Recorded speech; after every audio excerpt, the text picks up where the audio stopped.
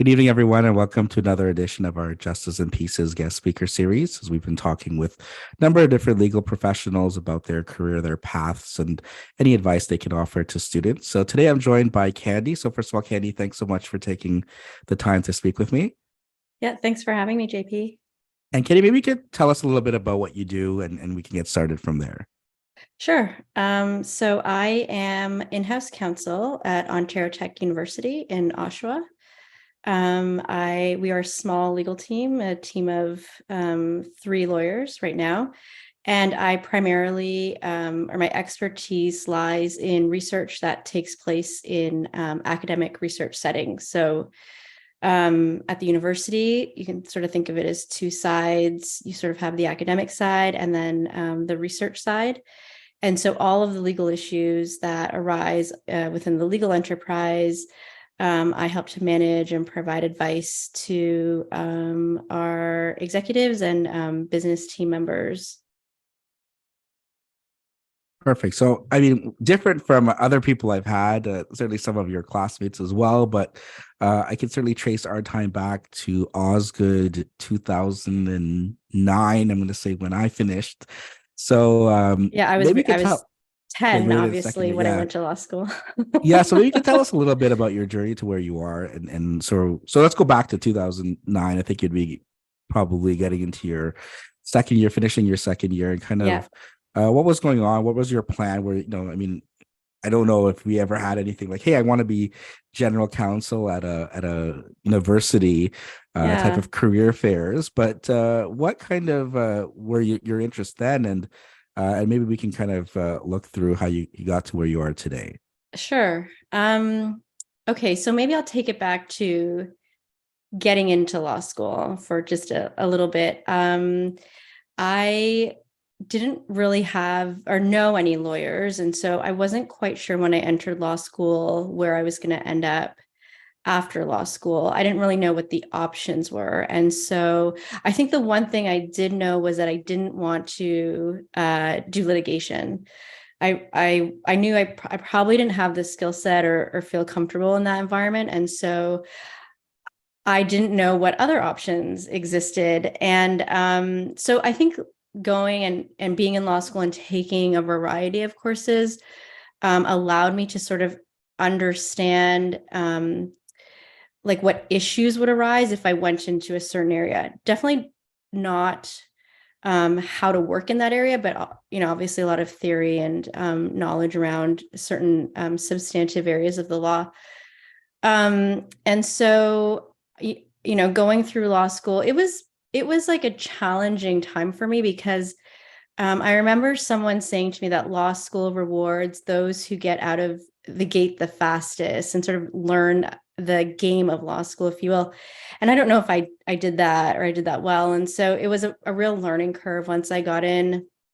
And so in 2009, you were graduating, and I had one more year, and I didn't have anything lined up. I think my thought at that time was just graduate, and then take it from there. And so did my third year again, did a variety of courses, which I think by third year I'd kind of gotten to know the game of law school and enjoyed it. And but yeah, coming out still didn't really know what I was going to do. And so I remember I went back home. I lived with my parents and I just took the summer off. Like I didn't look for jobs. I didn't think about anything. I think I needed that time to just like process and sort of get back to or like start to understand and process law school in a way that would then translate in what I want to do. And so September, so this would be September 2010, I started to look for jobs and I had no idea. Like I didn't know, should I do event planning? Or should I like try to find something that, was law related? And that's the piece that I didn't know. Like, how does one use a law degree? And I should also add, I didn't article. So I kind of came out of law school knowing that I didn't have any articling lined up. And that was okay because I didn't know if I wanted to practice at that point. So the question became, what do I do with a law degree but not being able to practice. And I learned very quickly about the world of contract officers. And so companies employ these types of roles to review contracts on behalf of the company. And so legal training was helpful, but you didn't necessarily need to be a licensed lawyer. And so I applied to a contracts officer role at St. Mike's in downtown, and got the role. So I guess at this point you were like, okay, look, I don't know if you were looking at previously for articling, but you're saying I finished law school. I have my, I think we switched over to the Juris Doctor around that Yeah, time. we did. There was like a It whole sounds so much more ceremony. important. There was like this whole ceremony I remember where like Dean Monahan, or now Justice Monahan, had changed his LLB to a JD. Yeah. But yeah, so you just finished, and were you at the point of looking at, okay, I have this degree. I don't have to go and an article and become a lawyer. I have a law degree still. And so were you surprised, or you mentioned contracts officer, that there's a role that's kind of law adjacent, if you would, without being a lawyer? Say, well, hey, at least I'm still making direct use of it, and let's see where this goes? Or were you thinking maybe I can article here, or how did that kind of come about afterwards? Yeah, I was, I will say at one point in the job search, I thought, is a law degree actually a liability? Because I couldn't find, it was like putting, like square peg into round hole, because I'm either overqualified for some roles or underqualified for like a lawyer role. And so like I thought, oh, is this like just a bad degree to have and not be a lawyer? But so when I found that there were, these positions that offered they were legal enough, and I could utilize my legal training, I was like, yeah, sign me up. I think around that time too, I started to um, uh, discover what skill set I possessed, and then how that would fit into this law adjacent, if you will, sort of role. And I knew I was really good with monotony. So for those who are on the litigation side and think contracts are like the most boring thing in the world, I loved it. And I also discovered there's a lot of creativity and problem solving in that role. And so being able to apply that in the contracts officer role, it's like I had found just a really good fit overall. I think that roles specifically at St. Mike's really kind of allowed me to grow my skill set in a way that was comfortable. It was a high volume, demanding job, but it was, I think, because I wasn't in a counsel role, I did have like counsel support, and so I was able to learn and be mentored by the supervising lawyer for that area, and so that was great. So articling is an interesting story. I was talking to Shane D'Souza, who's in your class, one day, and he said, why don't you use what you're doing at St. Mike's as articling? And so I talked to my supervising lawyer at the time. Her name is Michelle Moldovsky. She's on her own now, and still around, and just like forever grateful to her. And she said, yeah, let me talk to the GC about it. And the GC, I didn't really have a relationship with, because again, I mostly talked to Michelle as a supervising lawyer. And so he said, maybe not at this time. And I think he may have said that because he was on his way out. He went external, and Michelle took over the role of general counsel. And when she did, she asked, she said, do you still want to use this as your articling? And I thought, yeah. And so I talked to the Law Society, and it met sort of the qualifications of a articling experience. Michelle was my principal. And so I was able to basically article using that contracts officer role, and also getting experience with other members of the in-house counsel team. So I did a bit of employment and corporate, and so yeah, it was really good. And I wrote the bar exams during that time. And so I think my claim to fame at St. Mike's is I was their first articling student.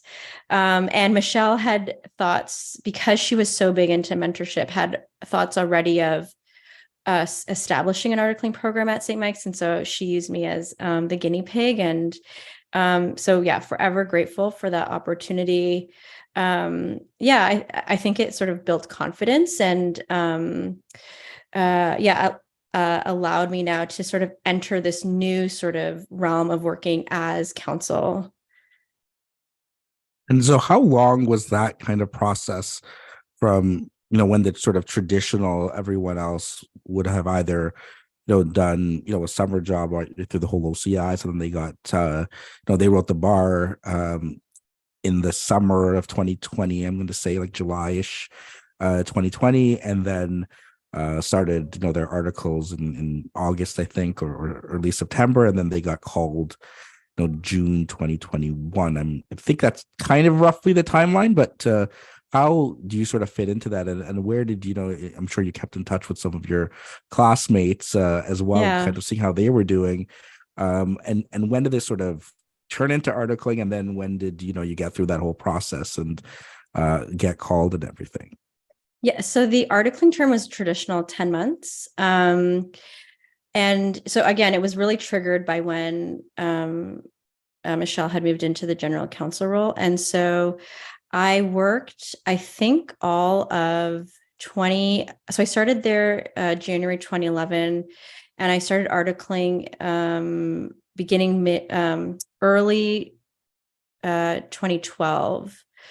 And so I actually got called January 2013.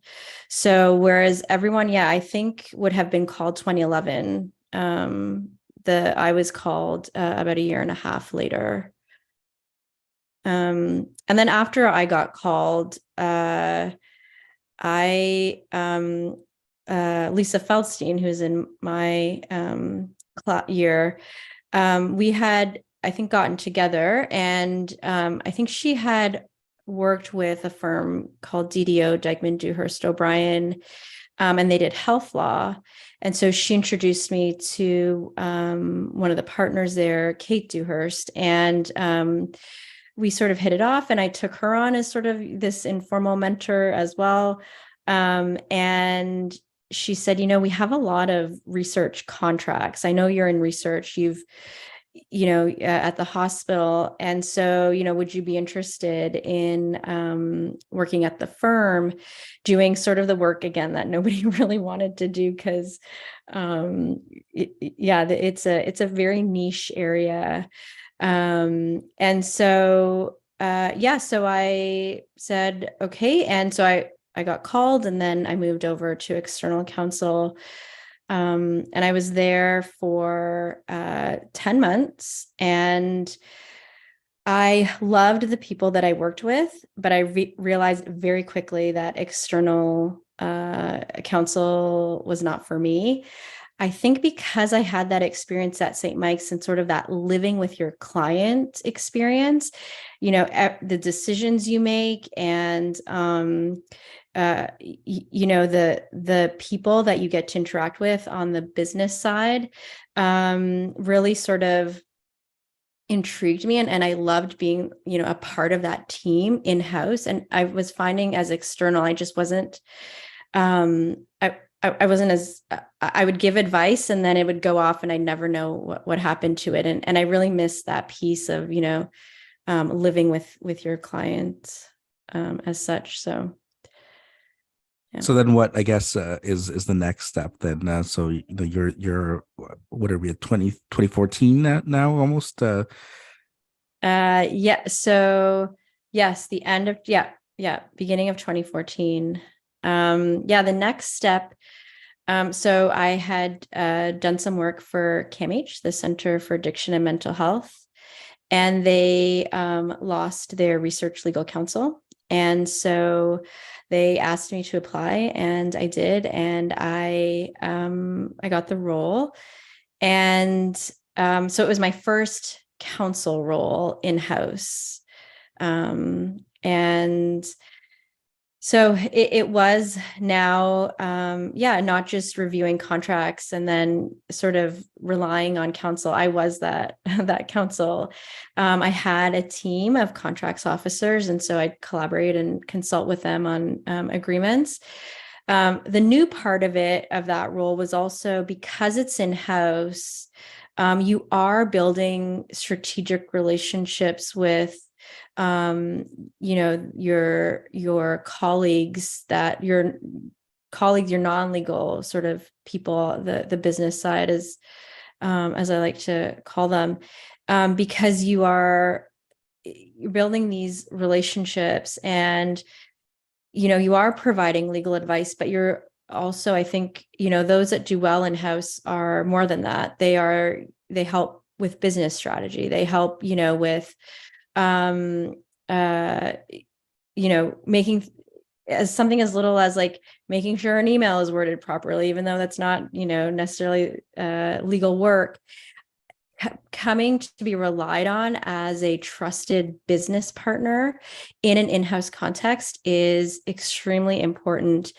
And I think there's this mystery in-house about what legal actually does, and a bit of uh, uh, a misinterpretation that they are the department that says no and complicates everything. And while that may be true of some, I think that is not if a lawyer's doing that's probably not the right approach to take.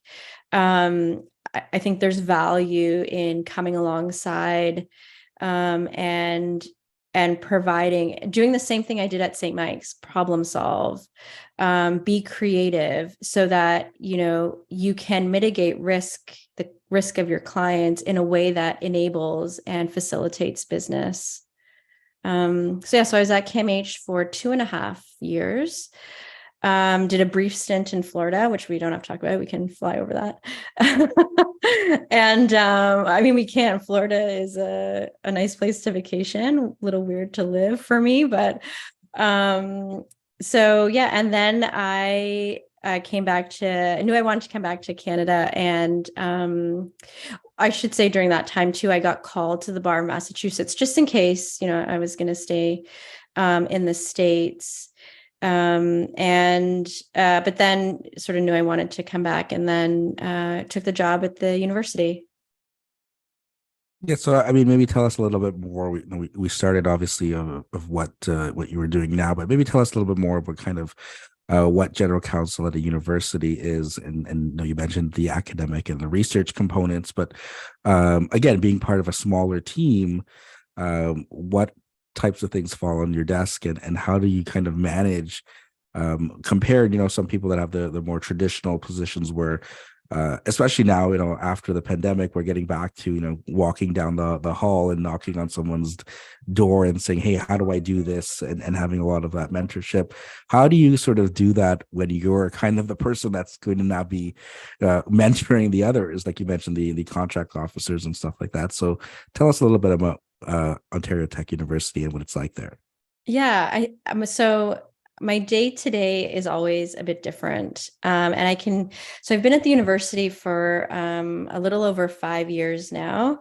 And I can see, looking back, my role has sort of evolved as the business has grown. So Ontario Tech is a smaller university, and we're a fairly new university. We only came into existence in 2002. And so similar kind of what I did at CAMH, I had to sort of do at Ontario Tech, which was, yes, provide good legal advice and review contracts and draft and, review and negotiate them. But I also had to build the infrastructure for the research legal office. So it's that can come in with the training and mentoring of the team. So our contracts officers, much like when I started at St. Mike's, they can be legally trained or not. Right now, we have a contracts officer who is not legally trained but understands the university context. He's worked in it for quite some time, and he's really good with language and understanding legal issues. So he has a lot of those skills, just doesn't have formal legal training. And so it is empowering him to sort of say, hey, like, here's the legal issues that you might want to think of when you're reviewing your agreement, and sort of and you can take that and then apply it in, a variety of situations. So there's the education, training, mentoring of team members.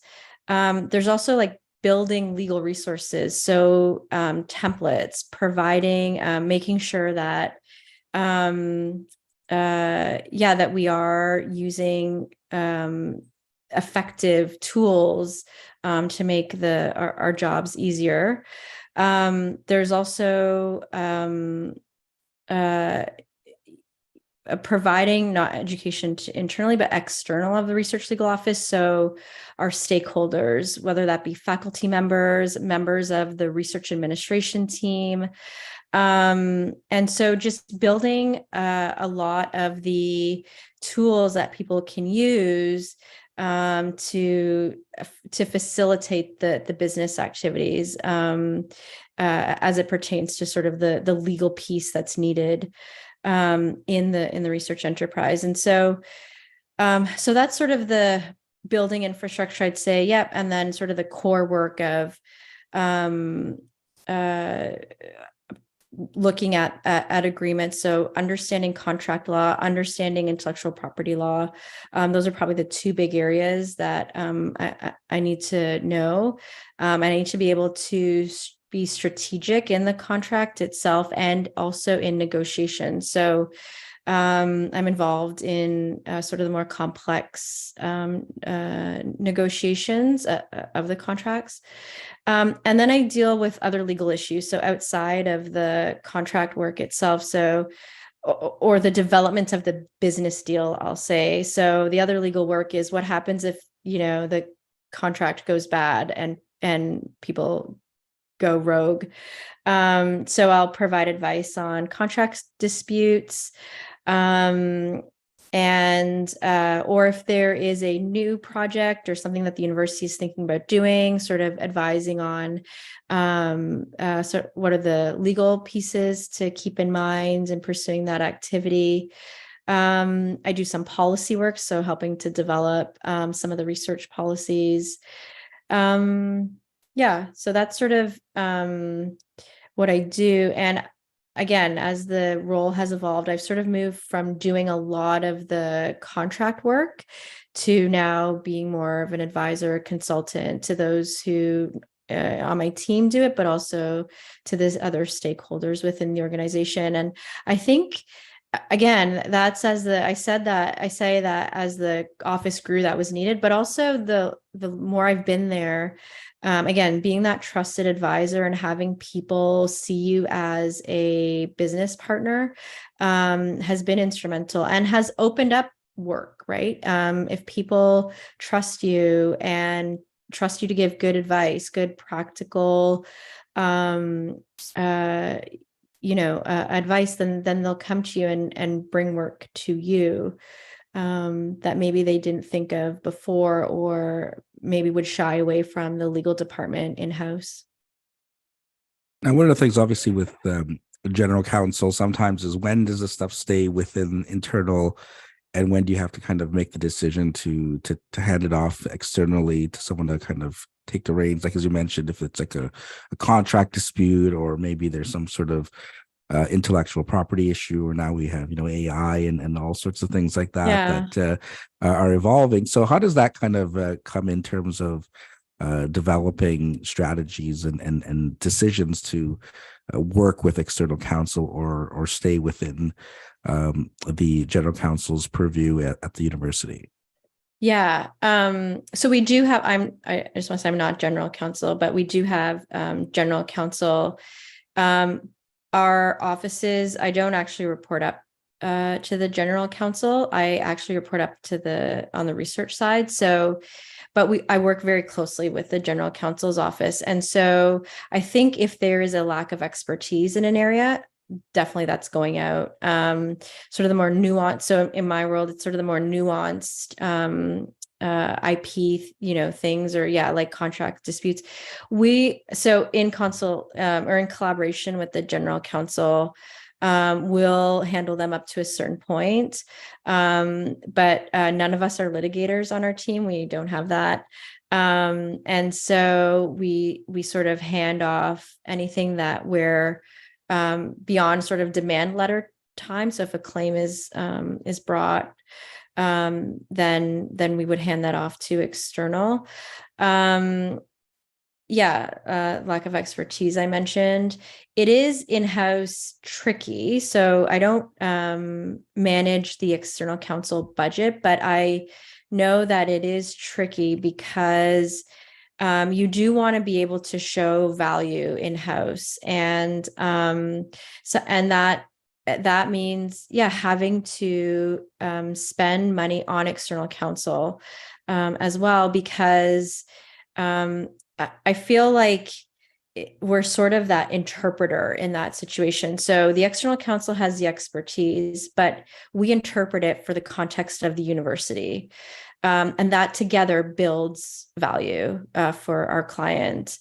So as long as that's still happening, I think that's a good reason to use external.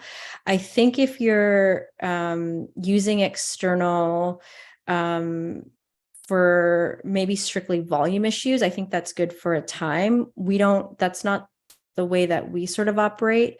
We haven't gotten to that sort of threshold of volume where, we have to farm it out to external. Because then there still needs to be that link piece, because sometimes external doesn't understand how our particular university operates, let alone, sort of any university. And so it then becomes like they're reviewing, or they are, doing legal work. We also then have to do the same legal work in order to sort of interpret it for our client, or make it usable for our context. So I'd say that's not the way we operate. Not to say that I haven't seen it before, that if volume is an issue, you wouldn't farm it out externally, but I think that's maybe not the best value add. So we are a cost center within the organization. And so we definitely, I think it's always good to say, hey, this is how we are providing value add to the institution. And I think if it's strategically used, external is a good way to go. I think, sensitive matters that involve the institution. I know that we use external for human rights issues, and sort of things where we want to make, like, they're high stakes, and we want to make sure we do it right. And so having sort of impartial or an arm's length partner in that endeavor is also good. Those are sort of the decision, I think, variables, or the variables that go into making that decision. Now, one of the things that we didn't talk about, of course, is that so speaking of education, is though you had your chance to kind of be on a little different, on the academic side, right? And so we could tell us about how you got involved there, and what that experience was like for you. Actually, on the teaching Yeah. side, I think ever since I was young, I wanted to be a teacher, or teach in some capacity. Not for any lofty or aspirational reasons. I loved stickers. And I was like, the person that has the most stickers that I know of are teachers. And so, I don't think I thought about teaching like right after law school. I think I didn't want to go back, or I didn't want to do any teachers college. So at that time, but, throughout my career now, I've built up this sort of expertise around, the area of law that I practice. I was working in a now post-secondary environment, I thought about like what it would be like to sort of teach. And so I taught for a few years at Durham College. I taught in their entrepreneurial program, and I taught business law. And so it was, I'm sure you can relate. There is this like satisfaction and joy you get from teaching others. It also strengthens your own expertise, because I think the way something is to teach it. And so here it was, these were students who their goal was to start their own business. Like, they were of that mind. And I think to help them realize and to empower them to feel like they could, they didn't have to be afraid of legal issues that would, face them in their business. I think was one of the main joys I got out of teaching.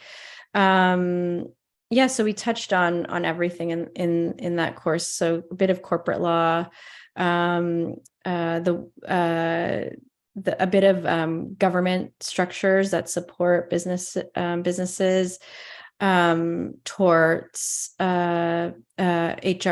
and employment, and contracts, which was my favorite. I think I like made that the most weeks in the syllabus, and IP law.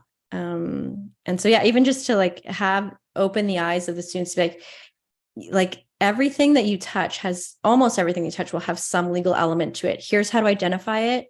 And then you can make a decision if you want to seek expert advice on this, or, how do you evaluate your risk? But you only evaluate your risk when you have awareness. And so I think that's what that course was about. And so I loved it. I would love to teach again. I think that it is a valuable endeavor. No, I think at the start we were talking about, when you get to law school, like who's going to go at the quickest. I can't remember the exact analogy there that you had, but Yeah. a lot of people that are, first generation in their families that are going to law school, that they don't know how to law school, as you could point out, right? That, a Yeah. lot of that comes, when you're in your third year, and then, you don't realize some of the things, right? And certainly, I know we were talking, right? Like, you come to school, like, on the first day, I don't know if they still have the orientation where you got I all think they do. the gear with everyone's, all the big firms' names and things like that. And then Yeah. you're in these buildings, and then, you're kind of pushed to the sort of OCI process, and then, articling and kind of everything coming at you. But, there's certainly alternative careers as we're talking about, and all the different things you've done over the last 10, 15 years that we don't necessarily, I mean, maybe we do. I mean, I'm not in the law schools now to know what exactly they're learning about these types of careers, but what's something, if you're Yeah. someone, Candi of 2023, that's gone into law school, maybe they're in their first year, they're thinking about, what are the different options? What can you kind of share from your experience that that they can benefit from when they're looking at all these other options, and they don't realize that, if you don't get an OCI, or, you don't get into articling right away, it's not the end of your legal career. Yeah, that's a great question, and I'm really glad you brought it up. So if I think back on my law school experience, I'd probably say to the Candi of 2023, it's okay to feel overwhelmed, and it's okay to not have to not know exactly what you want to do, um, but not to waste the time in law school or the experience that law school gives you, even if you are feeling those two things, overwhelmed or doubtful, and unsure of where you want to go. The biggest thing that law school taught me was, eventually, was how to think like a lawyer. And so I could have taken that skill set and really, really did, if, I think that's such a valuable skill set to have, and applied it anywhere. And so I would, yeah, I think, like you would probably recall, there were people that were so laser focused on what they wanted to do, and like, God bless them. And I'm like, they had a goal and they were working towards it. I think if you don't know exactly what you want to do at the out at the outset, you have just a different goal, which is maybe to do a variety of things and figure out what it is that you like. Maybe it is finding a community within law school that feels the same way as you do, and you can support each other. Maybe it is gaining skills and stretching yourself in a way that you didn't think you were built for, or whatever. And so I think it's a place to learn first and foremost. And I think that sometimes gets lost in the end. So it is a means to an end, yes, but I think the law school experience itself looks different for everyone. And that's totally okay. So I think I got one OCI, and I think it's because my mom knew somebody in the firm, and and she probably did me a favor. And so even that, I think going through that experience, at the time was really, you're really intimidated. But looking back again, even though I didn't feel, equipped, or I didn't feel like maybe I deserved to be there. Looking back, I think it confirmed some things for me, which is, one, I don't think I wanted to do it. I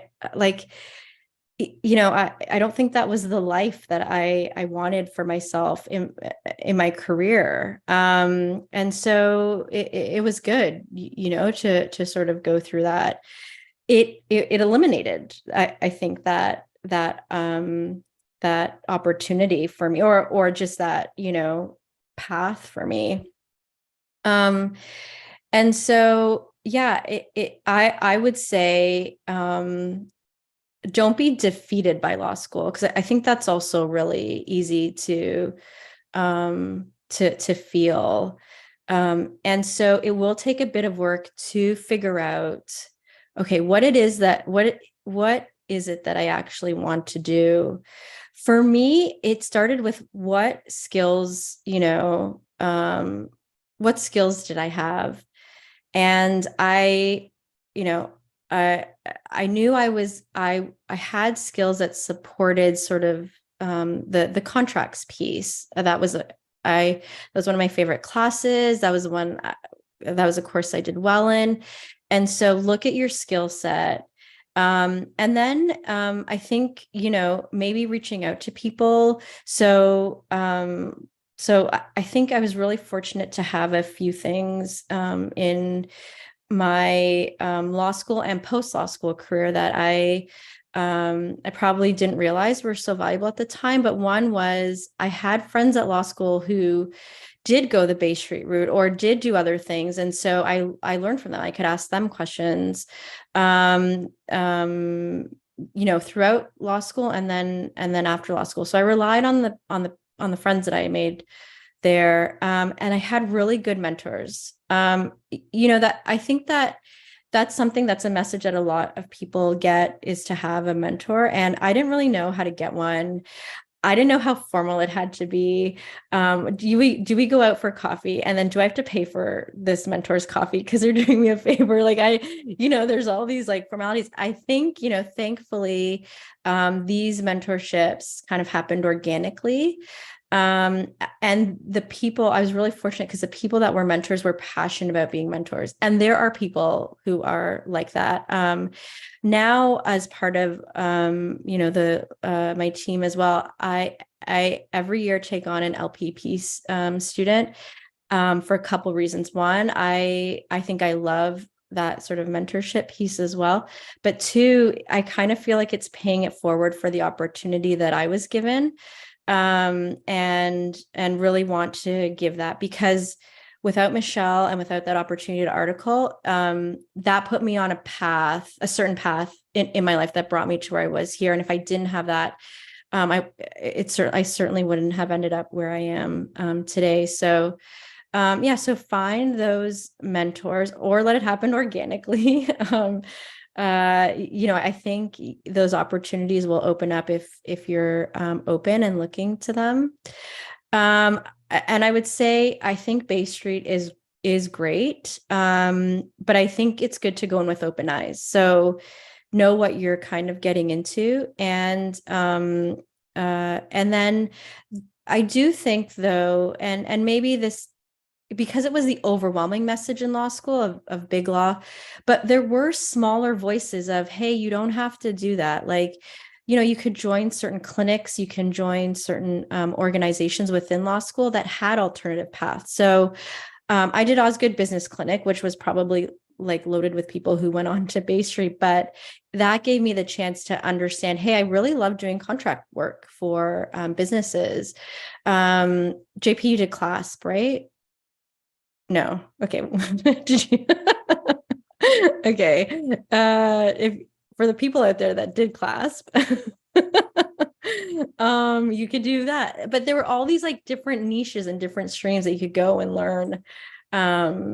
What area of law you might like to work in, and then what type of lawyer you want to be, and how much of your life you want to dedicate to this. Because I think it's okay to also say, I'm a person who is a lawyer, not like I'm a lawyer who happens to be a person as well. And I got really good I heard Kate Dewar say, the practice of law is like a gas, like it will take up as much room as you give it. And so how much of your life do you want to give it? And know that there are places where you can go that you will love the work, and you also will love your life and the work that fits in as part of that life. And I think I found that in-house. Like I would not change where I am and what I'm doing. So Yeah, and you mentioned obviously law school can defeat people, right? And then it's not even law school. Then you finish law school, and then there's the process of getting articling. And I think now they yes, finally made articling. You get a mandatory minimum compensation with maybe some exceptions, but yes, that process, right? As you pointed out, you started a little bit later. It's very resilient of you, right? Because some people will just say, okay, this is not working. Maybe it was not meant to be. And some people obviously get discouraged because it's kind of the extension of the OCIs, right? Because you don't get the OCI, so then you got to figure out, what am I going to do for articling? And then there's a process, early in or middle of law school, that you're already locking up your articling jobs, in your second second, year, right? And yeah, that seems kind of wild, right? That you have yeah, a whole year, and everyone in their third year is like, oh, I'm doing this, I'm doing that, and you're going to finish this year, and then you're going to look for articling. And it gets discouraging when you're like, okay, well, yeah. now I'm finished law school, should I write my exams, or like should I find a job first? And then what would you say for anyone in that position, right? Like, I mean, we're in June.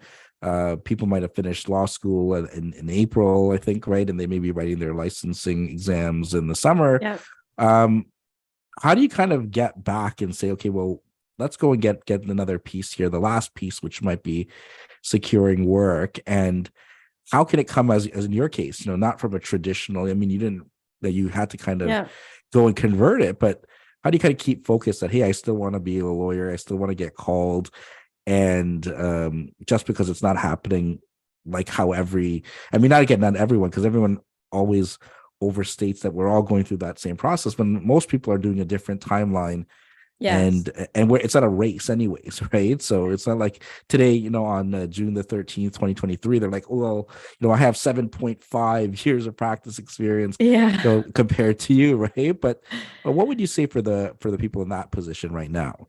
I was going to say it's not a race. So I think the additional either feelings of discouragement or pressure is this idea that you are in a race against everyone else. And um, I, I will say it was really hard to, after law school, watch everyone sort of be so sure of what they wanted to do. And, there was this camaraderie of like, oh, everyone's writing the bar together, and then they're going through this like 10-month articling term. And I wasn't.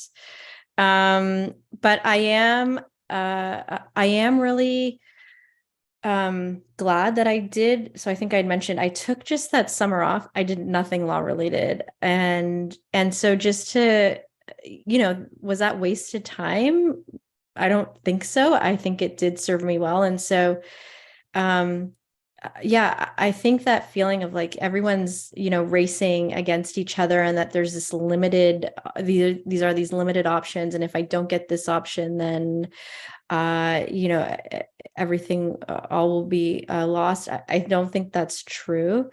I do think, though, again, looking for these alternative careers. I mean, like I said, there's so there, you could do what I did. You could look for a contracts role. There's a ton of them. And I think now too, given sort of the nature of,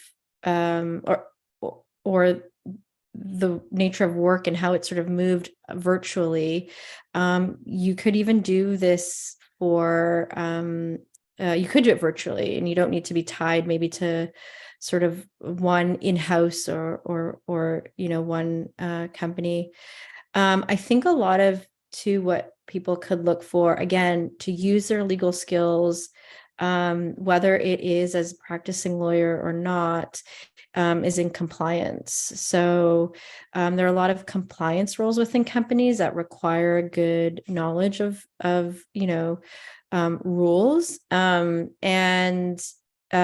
But I think having the skill set that was developed in law school goes a long way for those compliance roles. There's government roles, there's policy roles. Again, where you're not practicing, but you're definitely helping to build something within the larger ecosystem of the law. Yeah, I think it's just looking for, those job descriptions that talk about sort of document reviewing or compliance or policy development, or those types of things would help you. And even if it is just to get your foot in the door, so to say, so that you can kind of maybe then figure out and build skill sets within the workplace that you could then maybe take to a different role. Because going to law school and working are very different things. Whereas I maybe didn't enjoy law school or some aspects of it, I really enjoyed working as a lawyer. And if I were to, if looking back at law school, I didn't know that the actual practice of law and working, even as a contracts officer, was so much, it felt more rewarding, and it felt like I fit, like I had a place there. And in law school, I think I always felt a bit like lost in the sense of, I don't know how this translates into the real world, and I don't know how I'll use it. But working, again, whether it is in sort of a law adjacent role or within a legal role, is very different than what you sort of go through and or experience as in law school. In that education setting, I'll say, it doesn't always translate into the work setting. That's just been my experience, though. And if anyone that wants to look at in-house work, or specifically maybe at a university or college legal team there, I mean, is there anything? I mean, obviously it's pretty unique compared to, there's plenty of people I will talk to you about, here's what it's like in corporate Bay Street, but anything that someone that might be in their first or second year thinking about, well, hey, I'm really interested, or I like the intersection of education and practice of law, or even contracts, right? Like maybe I did really well in contracts and I feel drawn to it. What can they kind of do to look at maybe a path towards what you're doing, or are you going to say, well, there's all sorts of different things as we were just talking about, that you can be doing, that there's no linear, like you got to do this and do that to get to what you're doing today? No, I think there are definitely in-house legal counsel at universities who have come from external practice. So, um, yeah, I think that's a natural transition. I don't like, so if there is a counsel role that comes up and you are licensed, then yeah, I think it is a good fit. Again, I think though if you were external, just understanding that the in-house environment is different and understanding those differences, like I said, living with your client, becoming that trusted advisor, um, uh, because I think when you're external, you already hold this position of authority and and expertise. That in-house, it takes a bit more to build up with your internal stakeholders, and so understanding how to do that well is I think it is the way to be successful in-house. And so, yeah, I think you can get in that way. You can also, there are some ways that you can look for that policy work if you want within the university sector. You can come in or you can look for those contracts officers role. The university sector is nice. It's a small community.